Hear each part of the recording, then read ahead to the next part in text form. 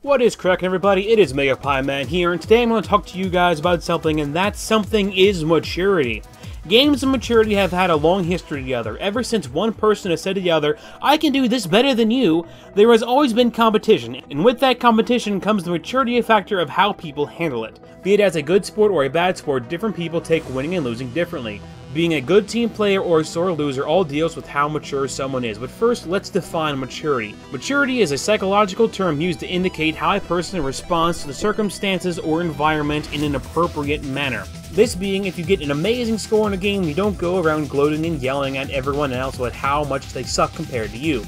As time went on and people figured out how to put pixels on screens, maturity has been there at its side in more ways than one. Not only in the same manner as sportsmanship and things like that, but with the ability to now make and show off just about anything to the public, game developers began testing the limits of what society will accept. Even back in the time of pixels with games such as Custer's Revenge, an adult factor has played a role in gaming. Maturity here has changed its meaning in gaming. Now it is more about how people react to its content. Were you mature about what you were seeing, or were you showing all of your neighbors that your character isn't wearing any pants? With public outcry against violent and inappropriate content in video games, mature games were put on their own category with the ESRB rating system. Now parents could control what their kids were exposed to, and people had a heads up if a game had some content that they didn't necessarily want to see nor want to support with a purchase. Years have passed since the rating system has come out, and gaming has trucked on without hesitation. With today's games such as Mortal Kombat 9 and Call of Duty, violence and personal preference content are still intertwined within gaming itself.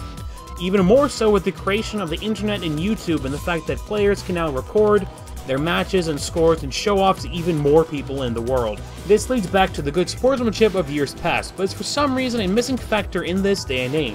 With younger and younger audiences exposed to more and more adult content, it is easy to see the maturity level in gaming dropping. Trash talking and quote-unquote trolling are things that have begun to spread through the gaming world like a disease. These things ruin games and don't make them any fun for anyone. For gaming today, I like to put things on a scale of games that have handled maturity well and those that haven't.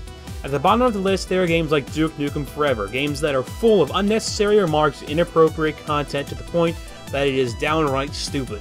And games like Halo or Uncharted, where they still have the mature content but they handle and present it well. Think about this scale the next time you think about bragging all over the internet to how much better you are to everyone else because you can get a high score in a virtual game, and think to yourself, is this a mature thing to do?